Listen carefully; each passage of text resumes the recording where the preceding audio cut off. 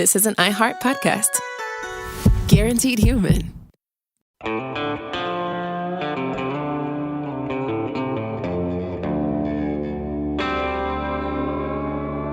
Body Bags with Joseph Scott Morgan.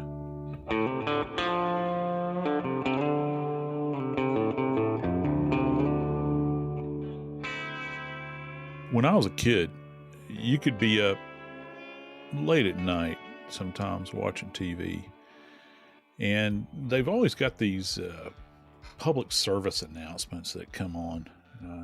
I guess it's these stations, they have to do their good deeds, and they'll tell you about things you're not supposed to do. And even back then, they would have don't drink and don't drive stuff. They'd have stuff about drugs. But, one of the most chilling commercials I remember, and maybe some of y'all remember too, and it would have been when I was a little kid, man, back in the 60s.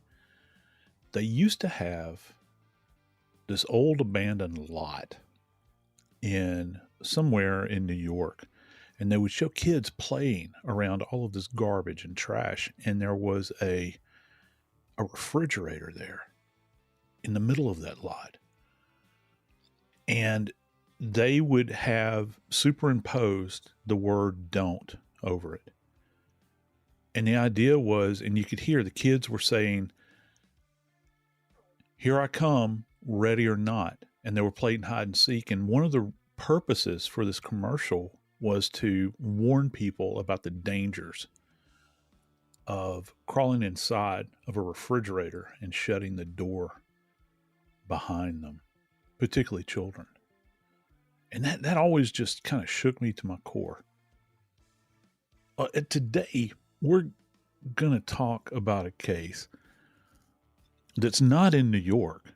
It's actually in LA, in a very upper scale condominium apartment complex in downtown LA, involving a beautiful woman who herself is actually found inside of a refrigerator, dead. I'm Joseph Scott Morgan, and this is Body Bags. Old refrigerators, they used to lock from the outside. They had that handle that would actually engage an exterior lock, and once you close that thing behind you, there was no getting out of this thing. We're talking about a 31-year-old model, Maleesa Mooney, who her family hadn't talked to her in a week. They called the police and said, "Would you do a welfare check? Go check on my beautiful daughter." That was what her mom said. And they did. And I can't imagine what was going through their head when they opened the door to this place and look around. And in the refrigerator is a 31-year-old model that has been bound, gagged, stuffed in there, and there's blood beneath her. Whatever happened was so violent and so evil. Do you think she was alive when they put her in there, Joe? I don't know. That's one of the big mysteries here, because I got to be honest with you, Dave. This case really caught my attention. And first off, it's super bizarre because you're talking about a grown woman being stuffed into a refrigerator. And secondly, and probably most importantly, as far as what attracted me to want to discuss this, was the fact that they're not releasing a lot of information. What we know is all we know. And the family doesn't know a whole lot either. Actually, the family is sharing more information than the police are. Yeah. And many times, not totally uncommon. No, it's not. And some of the stuff is secondary. Okay. And I'll tell you from my perspective, when families come in to the medical examiner's office, I'm not saying that what we're going to say to the family is dictated by the police. Okay. However, the police are working this case as well they should be as a homicide. So right. If you're inside the investigative bubble, you're not going to allow a lot of information to go out. So where else does the family go and get info? Well, many times that information comes about as a result of the family engaging with the mortuary.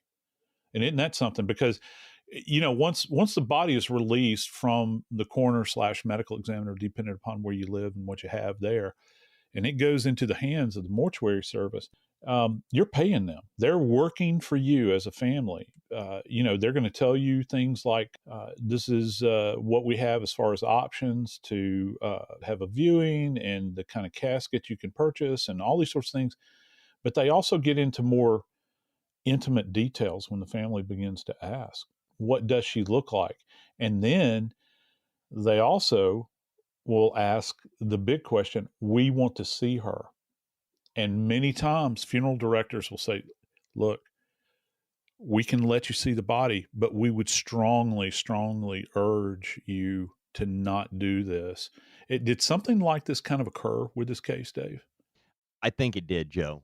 Based on, I've told you this before, in my early days of radio, Yeah, because we didn't make much money, I did work for a funeral home. right. I've had the opportunity to go to scenes and as a person, not as a medical person or as a law enforcement person, as a radio guy doing a second job to pay my rent, you know? Right, right. And so I did see things that I didn't need to see. And I did tell a family one time when their dad had fallen down the stairs. He really did. It was one of those deaths where he fell down the stairs and broke his neck. Yeah. But he had been damaged on the way down because his head hit like the stair post Mm-hmm. and it was messed up. Yeah. And I did know them. I knew their children, and they were asking for information. And I shouldn't have said anything. I should have said, talk to my boss, talk to the police, anybody. Don't ask me. I should have said nothing. But I did. I said, you don't want to see him. And it's because I saw him at the death scene. I didn't know what they were capable of doing of fixing him up to make him look presentable for the funeral.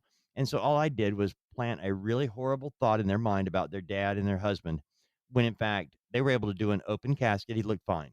But I ruined that based on what I said. Well, hey, look, you don't feel like the Lone Ranger. I've made the same mistake as a quote unquote professional death investigator. I actually made the mistake of telling a woman one night, an elderly mother actually, who was in Virginia. I'd had the authorities go out. I worked the case of her son. I had the authorities go out to her home to notify her, and actually told the police to have her call me. And when she called me, I made the mistake of telling this elderly mother that her son had died of autoerotic asphyxia. Oh no. Yeah, I know. And it's like, listen, you need to learn to keep your mouth shut, because there's only certain amounts of information that families can digest at any one time. And families that receive bad information, they become, and I'm not being insulting, I mean, they're so damaged by the fact that they're in this state of shock. It's almost like feeding a baby a steak. Yeah, it's food and the baby needs nourishment, but you don't feed steak to babies. And so they're not capable of digesting this and all that sort of thing. Of course, by me saying that to her, the next thing is, it's her son. She says, my word, what in the world is that? And I had no business saying that. But I think with this family, one of the things that they have, at least in their mind, confirmed is that this poor young lady was greatly traumatized. Her body was, and what was it that they were told about her body relative to broken bones or something? Her sister said that both of her ankles were broken. And I'm thinking, Joe, how does that happen in this particular case with a 31-year-old woman who's in decent shape and is fighting? But that's what sticks out. I'm just wondering, does that happen post, before she dies? It happened after? Can you tell if it was? Yeah. Actually, it's an excellent question. And I think the fact that they're saying that they were broken ankles, that's very specific, isn't it, Dave? When you think about, I don't know, the lack of a better term, anatomical specificity. You're talking about bilateral, which means both ankles were broken. If that is what the family heard and if that is what they were told, but let's just go with that just for a second and think about the size. I want everybody at home, when you get a chance, go and look at your refrigerator, whatever the configuration is. Now, look, I know that some of you guys have got big fancy refrigerators. You've got the whatever those things are called, the Vulcan, whatever they are, and they open up and it's a whole. Look, I ain't got one of those. All I know is that my refrigerator is just big enough for Kim and I to put what we have to put in there. And the thought that I could actually put a full grown woman into a refrigerator and not compromise her body in some way. I think you really hit the nail on the head here, Dave, because if in fact she's got broken bones, one of the big things that the medical legal community is going to have to answer for the police is, well, if you've got bilateral fractured ankles, and that's what the sister has said, not us, that's what the sister has said, you have to ask yourself the question, well, is this something that was done in life? And if it was done in life, you're going to see ecchymosis or bruising, swelling. If it's done after death, it'll be absent that. Now, you'll see the tearing of tissue, but you're not going to have indwelling swelling. You're not going to have focal areas of hemorrhage. There's not going to be, dark bruising, that sort of thing. And what's odd is that most of the time when you see fractured bilateral ankles, when I generally saw those, Dave, in my career? Correct. Motor vehicle accident. Yeah, you're absolutely right. Car accidents, pedestrian struck by vehicle, and interestingly enough, people that die in plane crashes. It's like that's one of the common features that you will see are bilateral fractured ankles. And so, and it's just the impact of that. It's a very difficult area to fracture. So I'm thinking whoever has placed this poor young woman's beaten and broken body into this refrigerator really had to manipulate her remains in total. And here's one more thing. They went to great lengths to bind her. As a matter of fact, from what I'm hearing, it sounds as though she was probably hog-tied.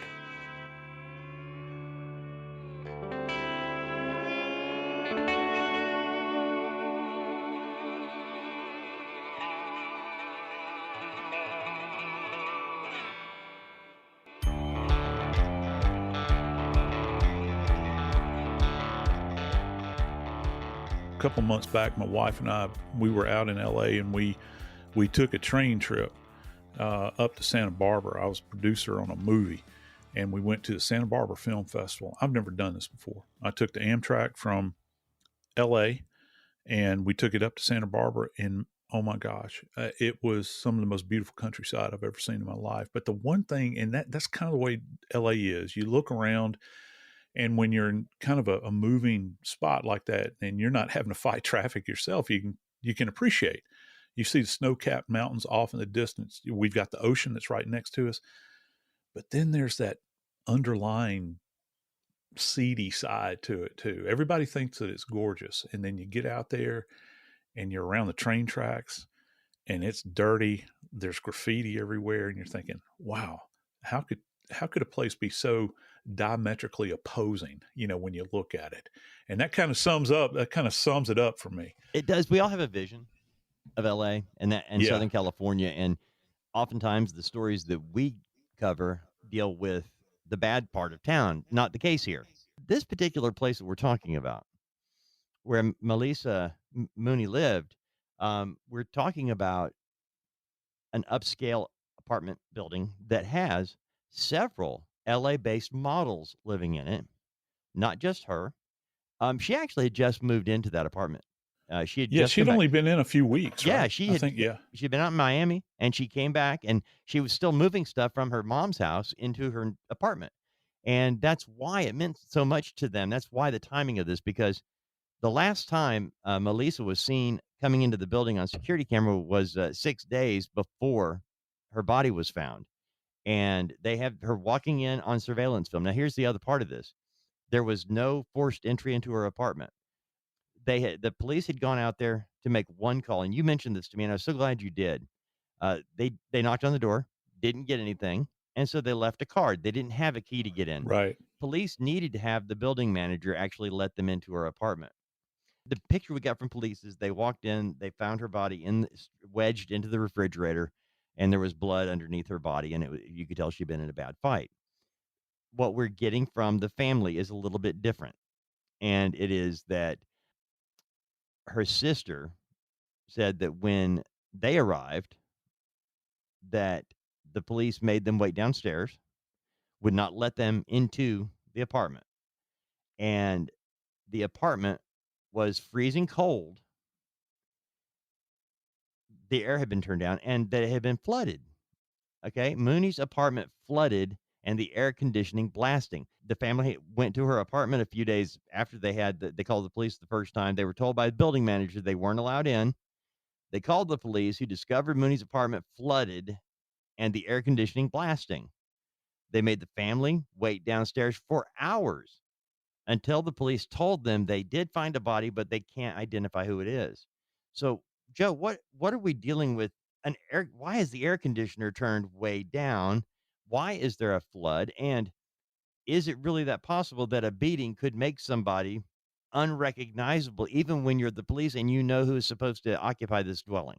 Yeah, you can't make the assumption just because you open up the refrigerator that it's going to be the person that's actually domiciled there. Because, look, and this has happened. This is documented. There are documented cases of this where you'll have somebody that is beaten to a pulp, and their body is found in one specific location, and they are misidentified based upon the geographic location in which they are found, primarily a domicile. So it's a dangerous road to go down. And the nature of this death, I want to back up just for a second. And, we're talking about the fractured ankles a little while ago, and I was thinking, well, how much time did the perpetrator, obviously some time, spend in this apartment with her? Either prior to death or obviously after death. How much effort did it take to get her into this refrigerator? Because there are those cases where that many of us have heard about in the past, where people went to a funeral home, and perhaps the individual that was going to go into the casket, they were too tall for the casket, limbs had been broken. That has happened in the past in order to fit them in. Is that what happened here? Was it they were just trying to jam her body, to conceal her body into this environment so that no one would be any of the wiser? Now, they had to assume that someone is going to find her eventually. But look, the longer the perpetrator can delay that initial contact with the body, where the body is discovered, the higher the opportunity is, or probability is, that the perpetrator can get further and further and further away. So, you talked about how she's in a refrigerated space. And here's one other thing. The family, or when the police walked in, they saw items on the table that would, and they didn't say what they were, adjacent to the refrigerator, that are commonly associated with needing to be refrigerated, as if the refrigerator had been cleaned out. These items put on the desk or on the table, and then she's found in there. And then you've already got her in a refrigerated space.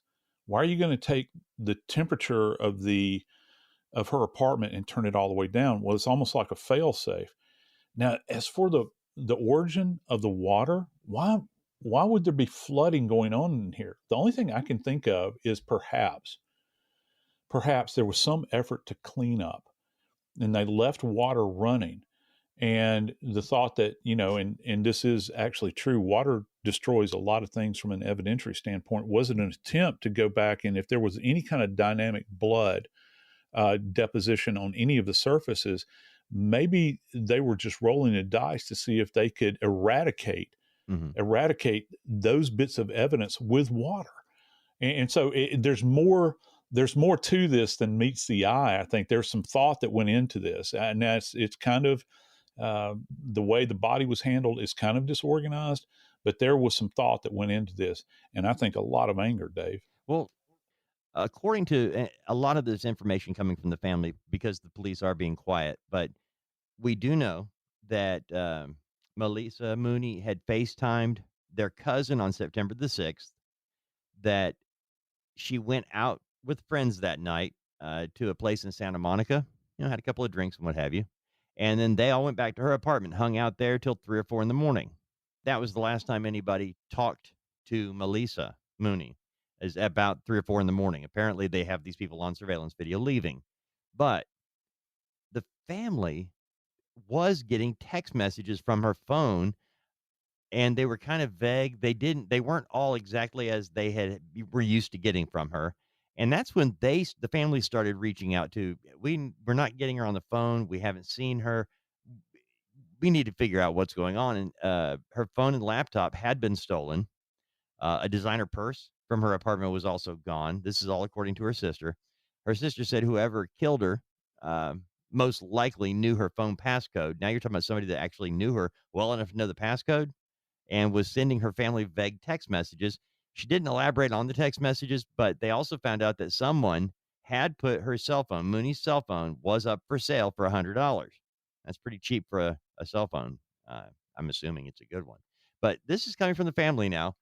We don't have this from the police. So I'm pretty careful in talking about this because you don't know. I mean, this is what the family is telling us, and it makes sense because otherwise, what would have been the reason for asking the police to go check on her?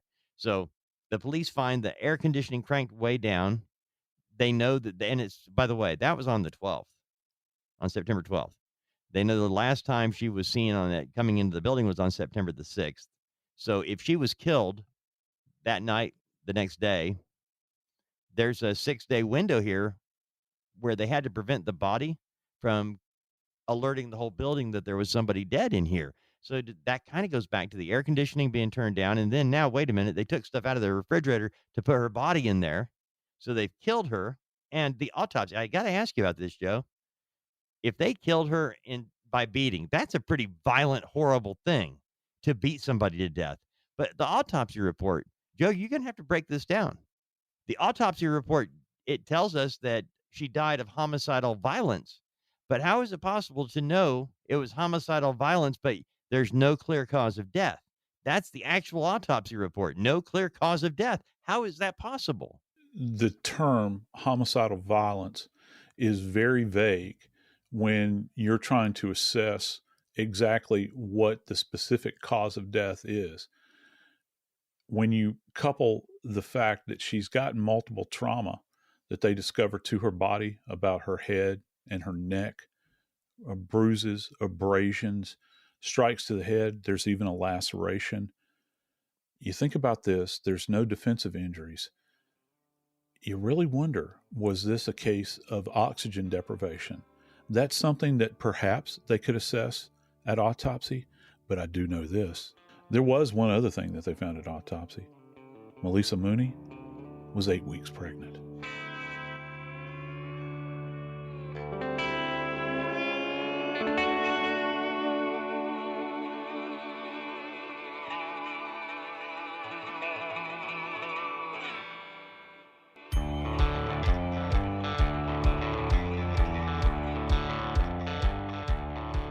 I didn't mean to drop that on you like a 100-pound anvil, but yeah, she's this poor young lady is pregnant, and of course that goes into what we do in the morgue with having to do the assessment. And I think from an investigative standpoint, Dave, this is a very violent crime. That kind of goes without saying. So you begin to think as an investigator, what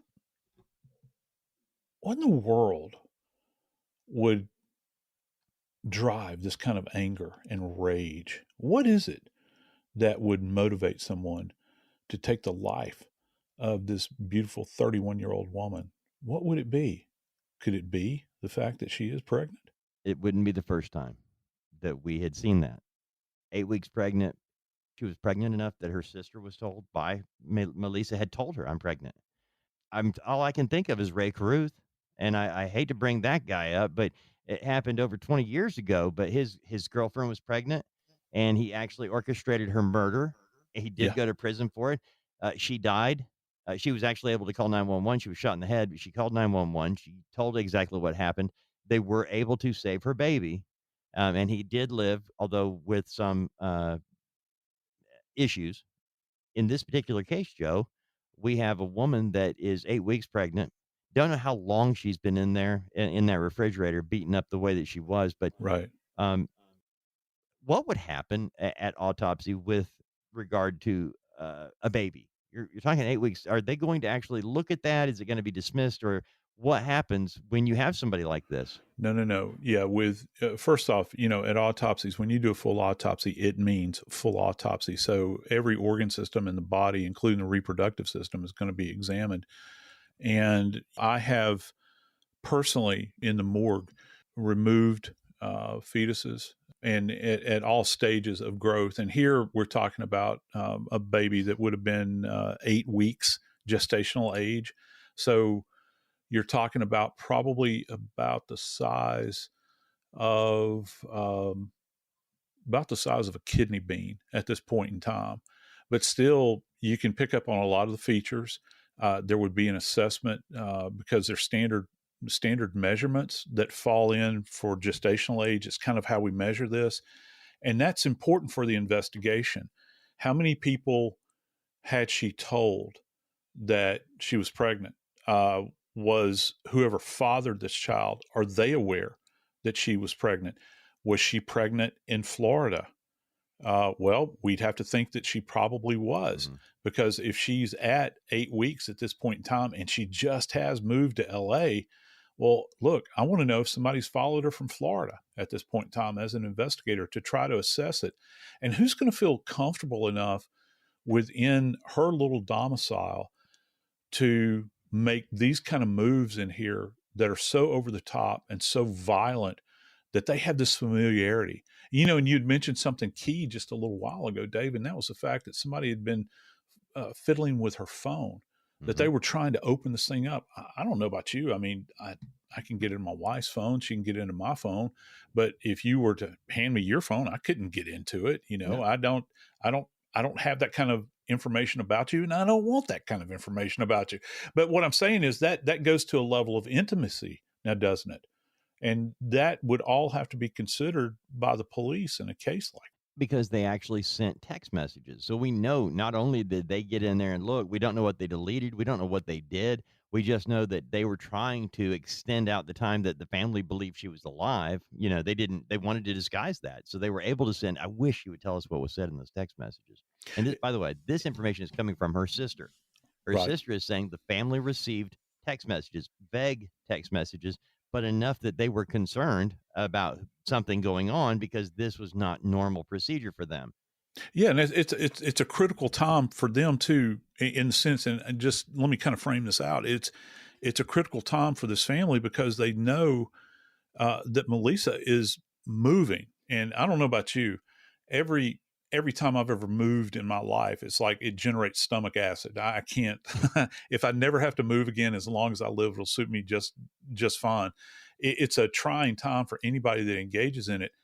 How much more so for a young lady that's pregnant? And she's moving literally all the way across the country to a new location. I don't know if she was living in Miami, Florida before she came to LA. Don't know that. She might have been out there visiting. I don't know. I have, because there's so much of this that we don't know.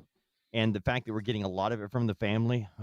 But what we do know, iron in stone, is she had just moved into that building. Yeah, and I know that she did have another apartment in the LA area, Okay. someplace that she had been domiciled at. But this movement is intriguing to me because I'd want to know who would be within her life that would either have knowledge or have direct knowledge of her life to this point. And is there somebody there that someone could identify that would have this level of violence indwelling within them?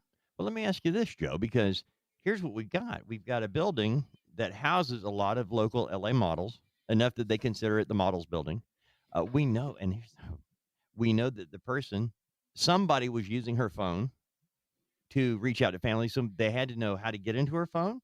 They had to know which family members would be expecting to hear something from her, not just replying to things, because you've kind of got to know. But she was beaten so badly, every part of her body, head to toe, she was ravaged. She was beaten. Right. Who's going to be quiet Aren't you going to hear something? Yeah, you would think that, but they're saying, and our kind of fallback position relative to when we go and assess a scene is no signs of forced entry or struggle, and what they're saying is that there was not a lot of evidence of a struggle there in any way. So who would be there that would get the upper hand on her to the point where they could subdue her? That's where these bindings come in. That I think that when they examine her, because there were a couple of cords that were used. There were items of clothing that were used to restrain her. And to me, it sounds like a kind of a traditional hog tying kind of event. So if you want to think about her hands at the wrist are bound behind her back, they are then in turn bound to the ankles. And the ankles play key in this, don't they? Because they're bilaterally fractured.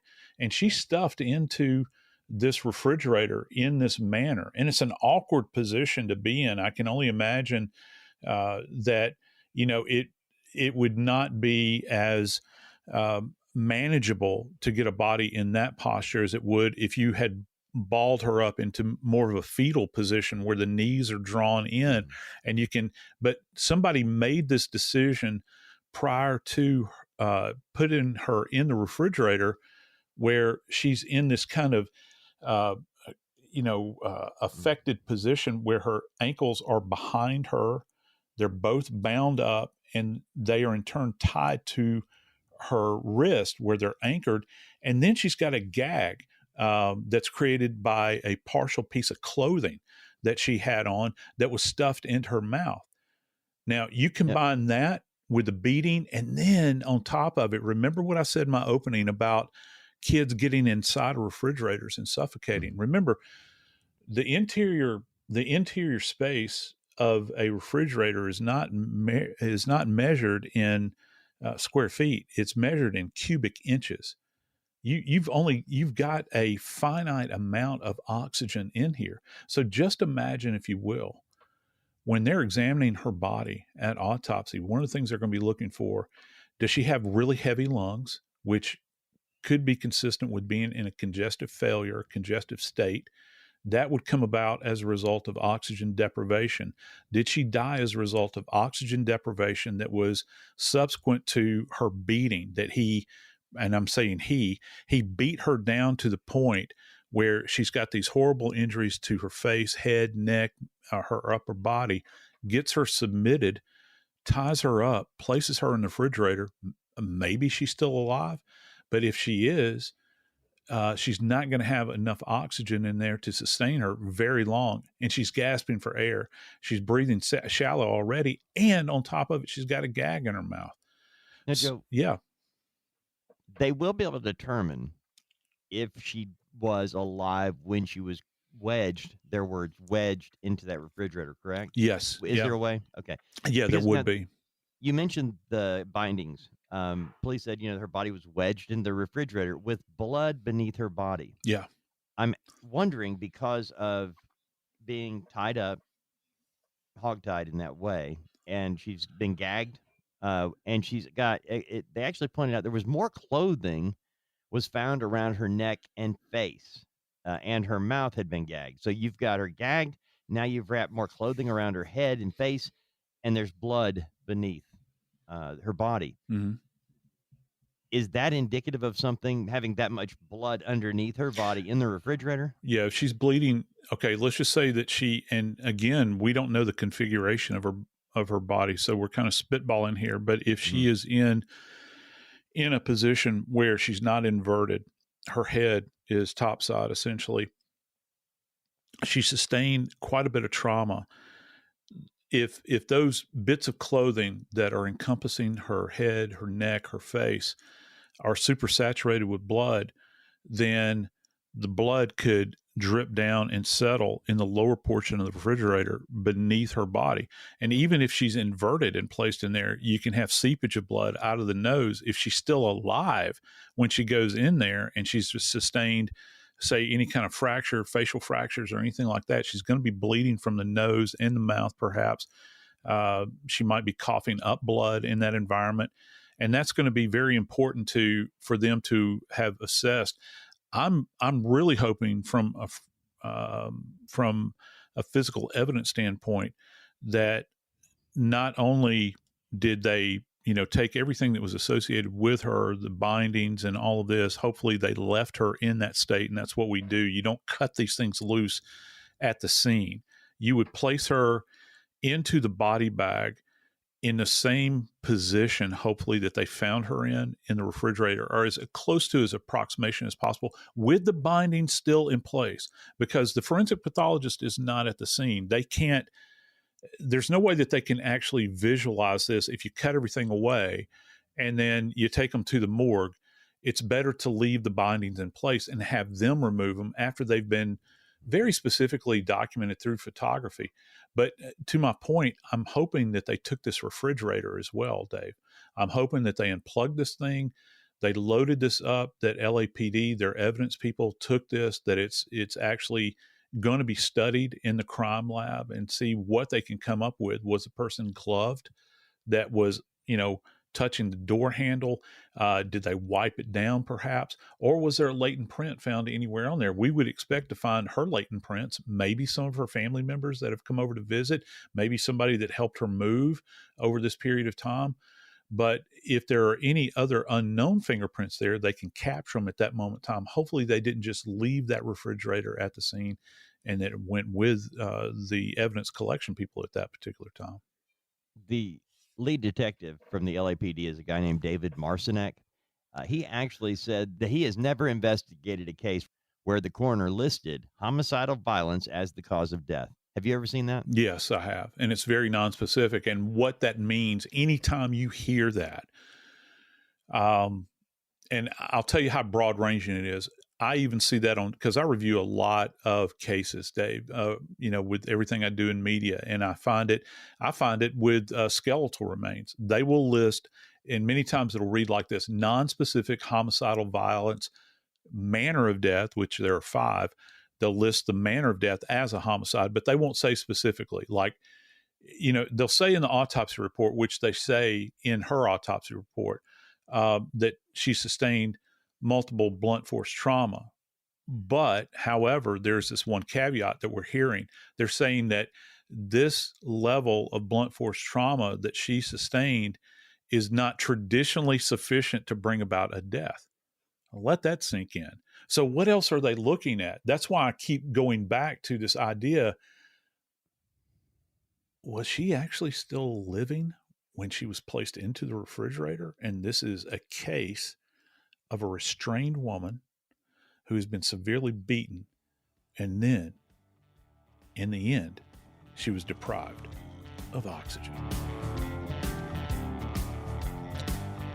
I'm Joseph Scott Morgan, and this is Body Bags.